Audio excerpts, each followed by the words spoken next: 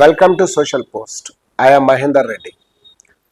So, Faculty of History in Kanishka IAS Academy.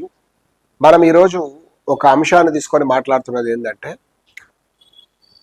భారతదేశంలో ముఖ్యంగా developing countries, not only భారతదేశం, ఈ అభివృద్ధి చెందుతున్న దేశాలలో నిరుద్యోగం అనేది ఒక పెద్ద సమస్యగా కనిపిస్తుంది. అయితే రెండవది వచ్చేసి బ్రిటిష్ లెగసీ ఎక్కడెక్కడైతే ఉందో అక్కడ మాత్రం ప్రభుత్వ ఉద్యోగం అంటే మరొక క్రేజ్ కూడా ఉంది. ఒకవైపేమో నిరుద్యోగం, మరొక వైపేమో ప్రభుత్వ ఉద్యోగం అంటే ఒక క్రేజ్. ఈ రెండిటిని కనుక మనం చూసినప్పుడు భారతదేశం కూడా దానికి మినహాయింపు ఏం కాదు.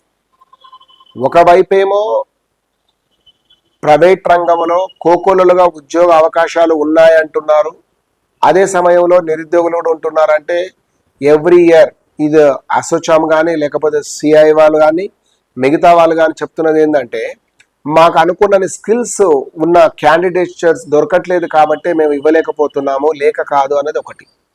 ఇన్ని ఉన్న ప్రభుత్వ ఉద్యోగం అనేది ఒక క్రేజ్. చాలా కాలం తర్వాత దాదాపు ఇది ఒక క్రిటిక్ అని కాదు కానీ ఒక వాస్తవాన్ని చెప్పుకోవాల్సి వస్తే గత దశాబ్ద కాలంగా సరిగ్గా రైల్వే రిక్రూట్మెంట్ కానీ స్టాఫ్ సెలక్షన్ కమిషన్ కానీ ఇతరత్ర ఉద్యోగాలు రావడం లేదు అన్నది నిజమే. కానీ ఇటీవల కాలంలో వెరీ రీసెంట్ కనుక మీరు చూస్తే ఎస్ఎస్సికి సంబంధించిన జీడీ అంటే కానిస్టేబుల్ లెవెల్ నుంచి ఇక్కడ ఆర్ఆర్బిలో ఉన్నత ఉద్యోగాల వరకు అన్నిట్లో మనకు వేకెన్సీస్ అనేటివి చాలా క్లియర్గా వేలల్లో వచ్చాయి.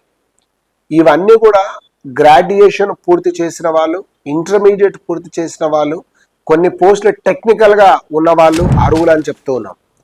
సో చాలామంది గ్రూప్ 1, గ్రూప్ 2, సివిల్ సర్వీసెస్ లాంటి పోటీ పరీక్షలు రాస్తున్న వాళ్ళు, అంటే నేను అన్నీ చెప్తాను, sub inspector of police etcetera అన్నీ కూడా రాస్తున్న వారికి వీళ్ళందరికీ కూడా స్టేట్ గవర్నమెంట్లో ఉన్న ఆపర్చునిటీ కాక సెంట్రల్ గవర్నమెంట్లో ఉన్న ఒక ఆపర్చునిటీ కూడా మీకు ఉపయోగపడే విధంగా ఉంది. కాబట్టి దానికి ఖచ్చితంగా మీరు తీసుకునే ప్రయత్నం ఒకటి చేయండి. ఎందుకంటే ఏదైనా జాబే, అందులో సెంట్రల్ గవర్నమెంట్ జాబ్ అంటే ఇంకొంచెం గౌరవాన్ని పెంచేదే కానీ దించేది కాదు అన్నది మీరు గుర్తించండి. అక్కడ కూడా మనం ప్రూవ్ చేసుకోవచ్చు, రాసుకొని మనం జాబ్లో చేరవచ్చు. రాని పరిస్థితి వచ్చినప్పుడు మనం రిటర్న్ రావచ్చు, అది వేరే విషయం. లేదా వస్తే చేయలేక వెనక్కి రావడం, అది వేరే అంశాలు కూడా ఉంటాయి. ఉదాహరణకు ఒక అమ్మాయి ఉందనుకుందాం, ఎస్ఎస్సిలో జాబ్ వచ్చింది, మన జోన్లో ఎక్కడో తిరువనంతపురం ఎక్కడో వచ్చింది అనుకుందాం. సరే, ఇంట్లో వాళ్ళు పంపే అవకాశం లేదనుకుంటాం, కానీ అలా ఉన్న వాళ్ళు వెనక్కి వచ్చిన వాళ్ళు కూడా ఉంటారు.